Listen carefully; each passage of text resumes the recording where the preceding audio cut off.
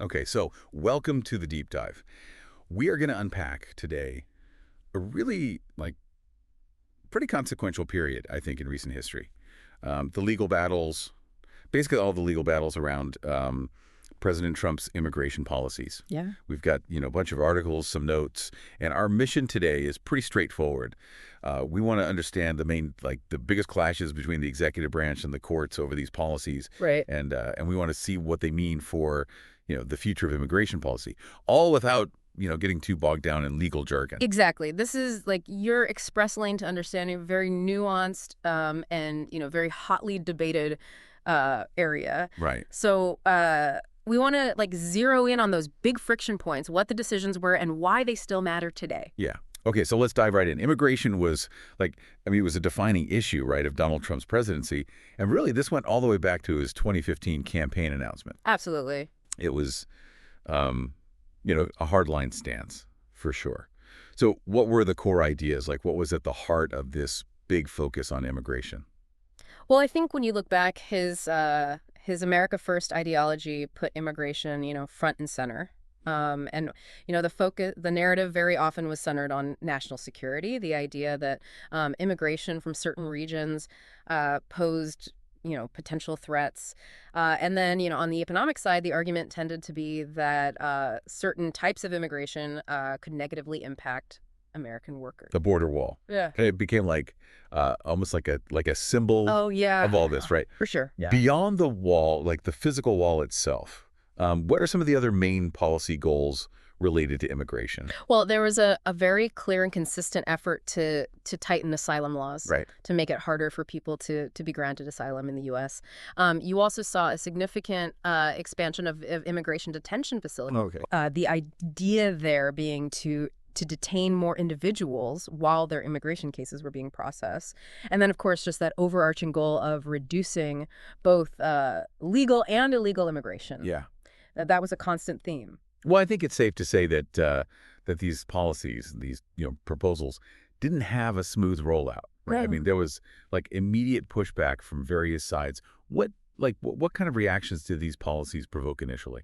Almost immediately, almost as soon as these policies were announced, they met with significant resistance from all sorts of different groups. You had advocacy groups that were mobilizing. You had state governments filing lawsuits. And, very importantly, the courts stepped in pretty early on with Yeah. their own legal challenges. So that really set the stage for the long legal battles that we're going to be going through today. Yeah. Okay. So let's get into one of the first and probably the most impactful clashes, the travel ban. Mhm. This was very early on in his presidency. Remind us, what was the core of that situation? So the travel ban was, one of the initial really significant actions taken by the administration. Well, So shortly after taking office in 2017, President Trump issued an executive order that restricted entry to the U.S. from several countries. And these countries were primarily Muslim-majority countries. The stated objective was to safeguard national security. and the reaction was immediate and very, very intense. I mean, I remember this. There were reports of just chaos and confusion at airports, people being detained, and then just widespread protests kind of erupting. What was the immediate fallout on the ground when that travel ban was announced? There was a huge amount of confusion, anxiety among travelers and their families. Almost immediately, legal challenges started popping up. Opponents of the ban argued that it was essentially a Muslim ban, Right. and that violated the Constitution, specifically the Establishment Clause. Right. And, simply put, that clause says that the government can't favor one religion over another. And so, concerns about discrimination were really central to these legal arguments. And then these legal challenges went through the court system. Yeah. Right. Right. And we saw these federal district courts step in. What does it mean, actually, when a court issues an injunction? What does that mean? Yeah. So several federal district courts issued injunctions against the ban. Right. You can think of an injunction like a temporary red light for the policy. It's telling the government, hey, you got to stop, at least for now. And Basically, these courts found that the groups that were challenging the ban, they had a reasonable chance Yeah. of proving that it was, unconstitutional or that it was violating existing laws. And that led to, a whole bunch of appeals by the government Yeah. against these initial rulings. And then it went all the way up to the Supreme Court, right? It did, yeah. And that must have been like a pivotal moment in terms of understanding the limits For sure. of executive power in this area, right? Absolutely. Like, what happened there? So in 2018, the Supreme Court, they delivered a 5-4 decision in Trump v. Hawaii. Right. And, while earlier versions of the travel ban had been blocked by lower courts, the Supreme Court upheld a revised version. And the majority opinion really leaned heavily on giving a lot of weight to the executive branch's judgment, especially when it comes to issues of national security. So, like, if we boil it down, if we had to have one key takeaway for, our understanding of presidential power from that ruling, what would it be? Well, I think the big thing is the balance that the court struck. So they deferred a lot to the executive branch, especially when it comes to national security. And that set a pretty powerful precedent. However, those initial legal challenges, they still forced revisions to the ban, which really demonstrates the judiciary's power, at least initially, to really scrutinize and demand justification for these kinds of actions. Yeah. So it wasn't like a complete win for either side, but it really shifted the legal landscape. Okay. So moving on, another policy that generated a huge amount of controversy was the zero tolerance policy in 2018. Right.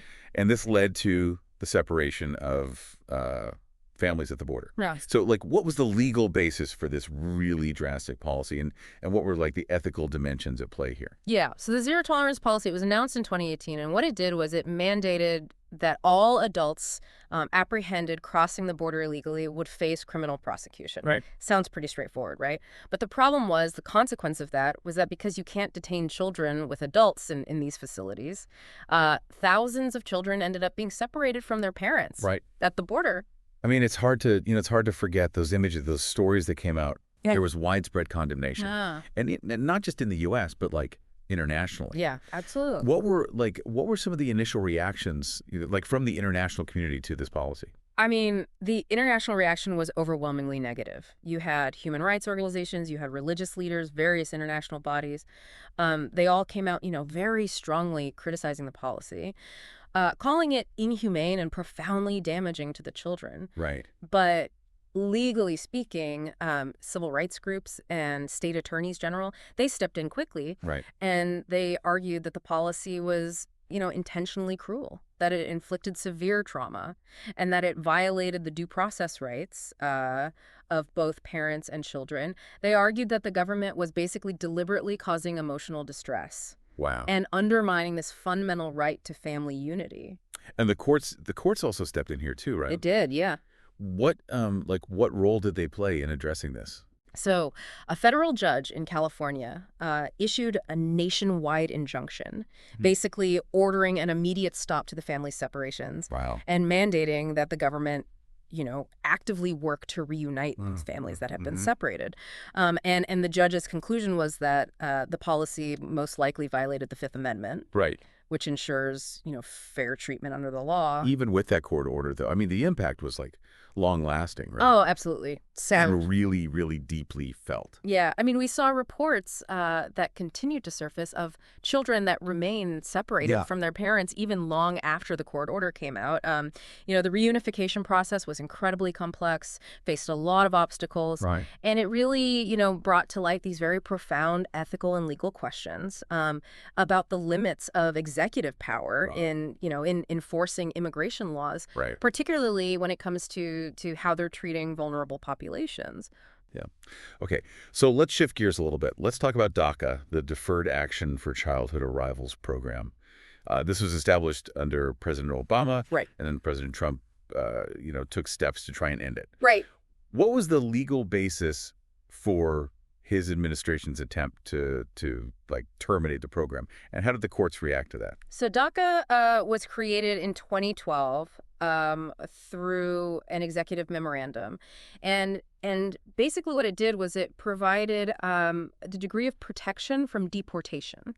and the ability to work legally for undocumented immigrants who were brought to the U.S. as children, often, referred to as dreamers. Right. So in 2017, the Trump administration announced that they were going to rescind DACA, Right. arguing that it was unconstitutional, that President Obama had, overstepped the bounds of executive authority when he put it into place. And so, almost immediately, lawsuits started popping up across the country challenging that decision. And they were, and these lawsuits were successful. They were, yeah. At the lower court levels, what were like the main arguments there that persuaded the courts? So various federal district courts and courts of appeals, they issued rulings blocking the administration from ending DACA. Right. And a lot of the time they pointed to procedural flaws in how the rescission was, how it was announced. Okay.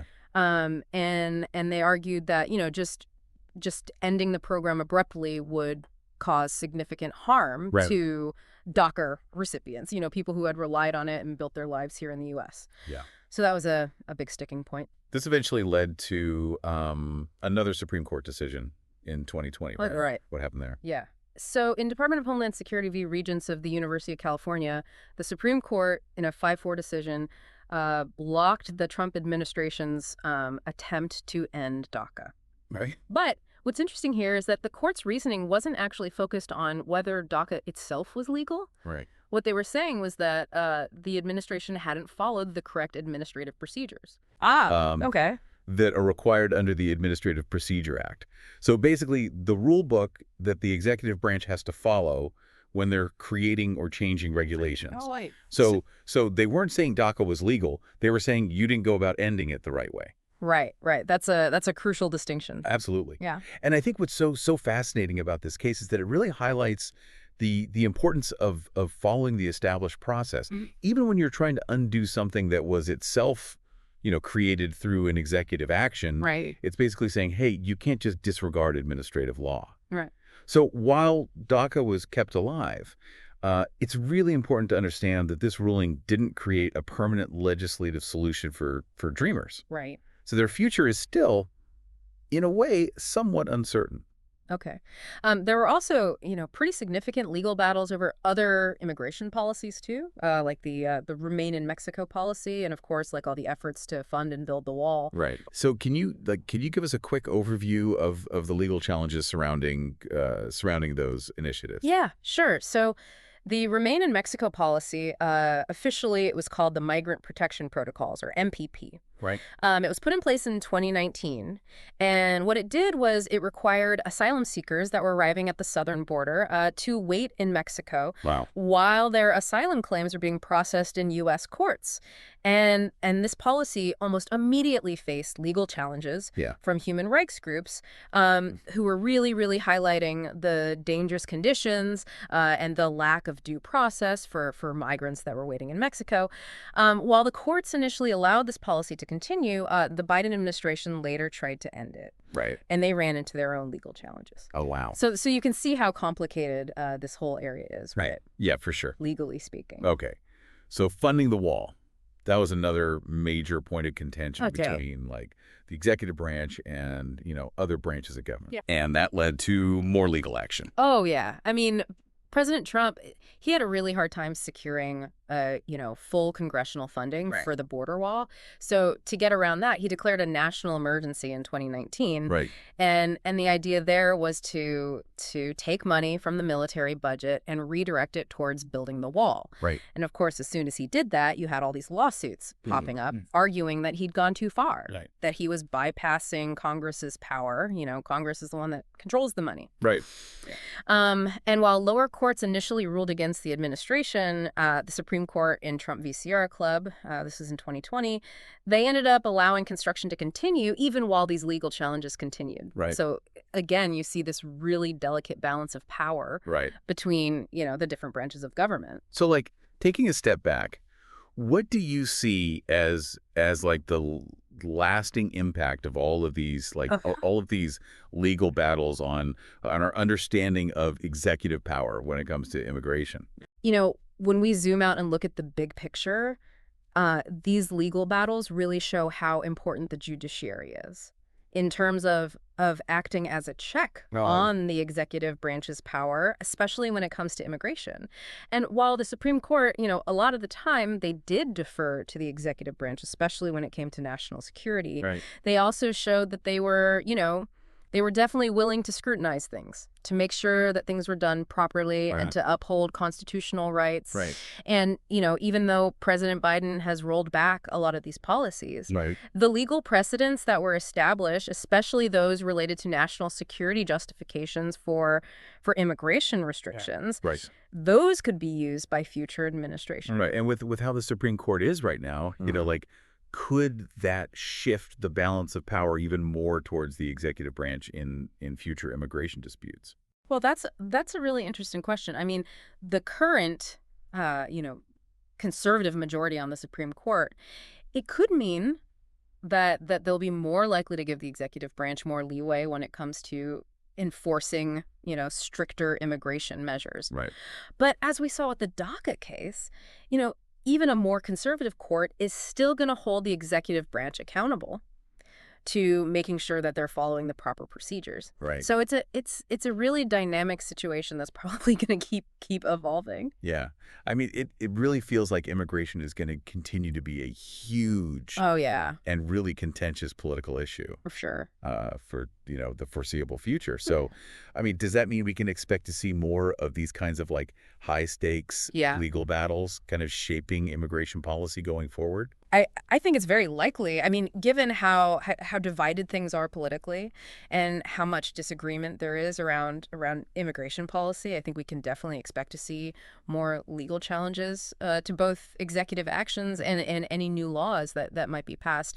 So yeah, the courts they're definitely going to continue to be at the center of this ongoing debate. Well, this has been a really fascinating deep dive into a very complex and really important topic. I mean, we've examined all these legal battles between President Trump's administration and the courts over immigration. We covered a lot today, from that initial travel ban to the debates about national security to the really concerning consequences of family separations at the border, to the uncertainty for DACA recipients, to the challenges of the Remain in Mexico policy, and then even the legal fights about the wall. And what's really important to remember is that in each of these cases, the courts played a role. Sometimes pushing back, sometimes letting things go ahead, but always acting as a really significant force in shaping, how these measures were implemented and whether or not they were actually legal. So here's a final thought for you all to consider, after our deep dive today. Given everything that we've talked about, will the courts continue to act as this really strong check on the president's authority when it comes to immigration, or our future administration is going to find new ways to implement their policies, maybe with less oversight from the courts? It really makes you think about how much this legal and political landscape is constantly shifting. Absolutely. Well, thanks for joining us for this deep dive.